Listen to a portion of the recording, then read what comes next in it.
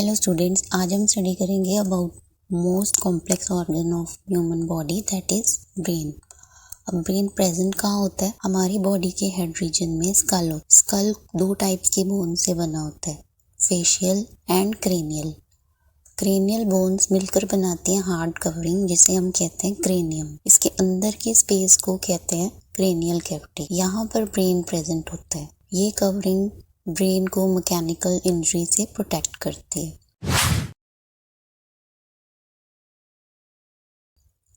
Brain का weight होता है 1.2 टू 1.4 किलोग्राम्स।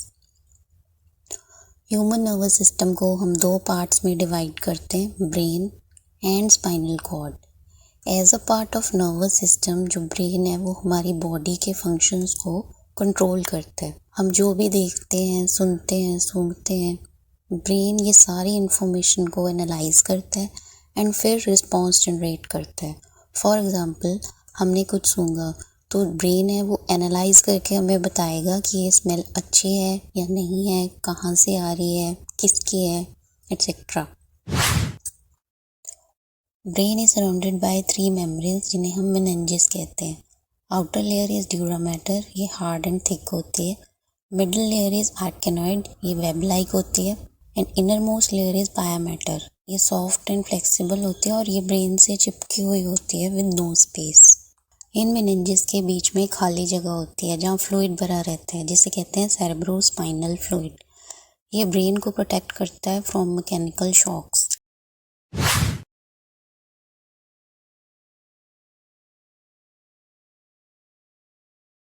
ब्रेन के पार्ट स्टडी करने से पहले हमें ब्रेन के डायग्राम के व्यूज़ के बारे में पता होना चाहिए।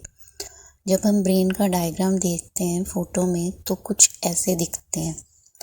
जब हम ब्रेन को साइड से देखते हैं, बाहर से, उसे कहते हैं लेटरल व्यू। जब हम ब्रेन को टॉप से देखते हैं तो उसे कहते हैं सुपीरियर व्यू। और जब हम ब्रेन को बॉटम से मतलब नीचे से देखेंगे तो उसे कहते हैं इन्फीरियर व्यू। अगर हम ब्रेन को लॉन्गिट्यूडनली कट कर दें दो हाफ्स में तो जो अंदर का साइड व्यू दिखेगा उसे कहते हैं sagittal view.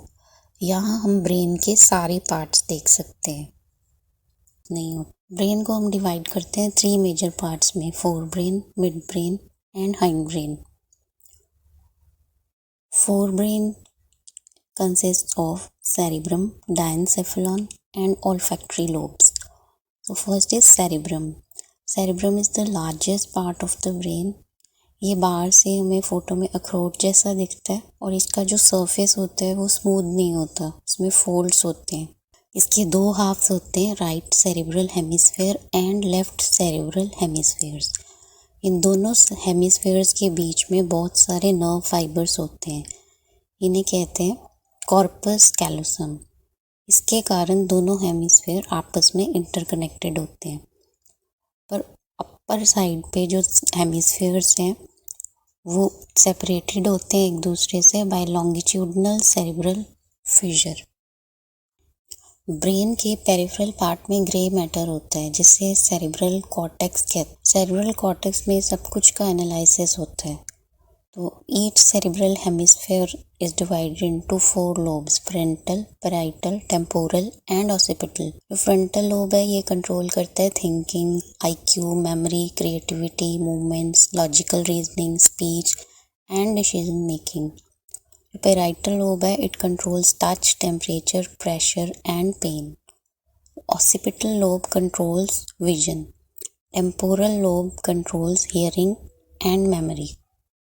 The second part of forebrain is olfactory lobes। olfactory lobes ये छोटे छोटे 2 lobes होते हैं forebrain में, ये एक पेयर है। olfactory lobe के 2 parts होते हैं, olfactory bulb and olfactory nerve। हमारी nasal cavity के रूफ में olfactory part होता है, यहाँ present होता है olfactory epithelium।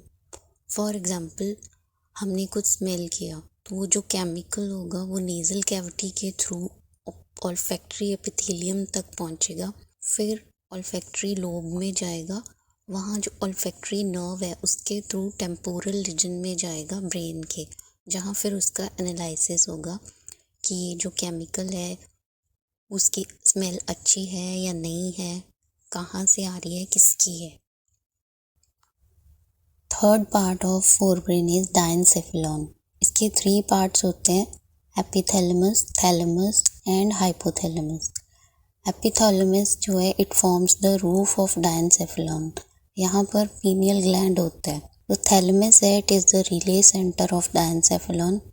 नीचे mid brain and hind brain है जहाँ से इंफॉर्मेशन आती है और उस इंफॉर्मेशन को सेरेब्रम तक पहुँचना है तो वो थैलेमस के थ्रू जाएगी, यहाँ से होकर जाएगी।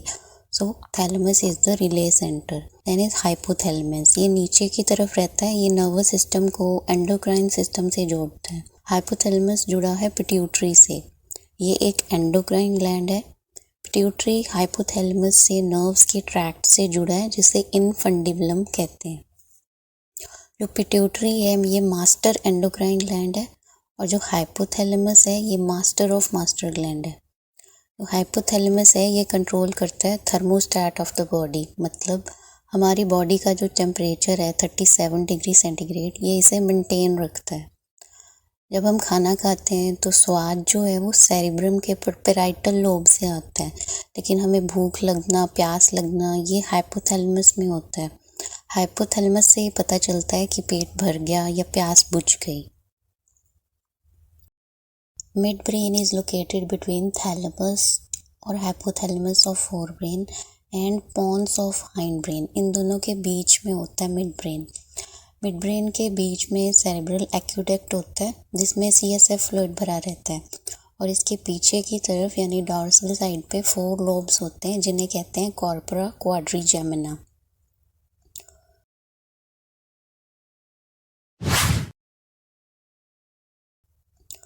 Then is the hindbrain.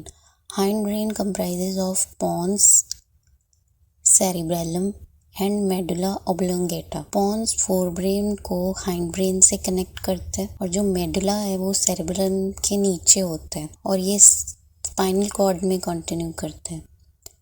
Medulla control करता है respiration, cardiovascular reflexes and gastric secretions. Then is the cerebellum, ये सेकंड लार्जेस्ट पार्ट होता है ऑफ ब्रेन होता है। ये इसके भी 2 हेमिस्फीयर्स हो, इसे ट्री ऑफ लाइफ भी कहते हैं। ये हमारी बॉडी का बैलेंस बनाता है। So this is all about parts of human brain.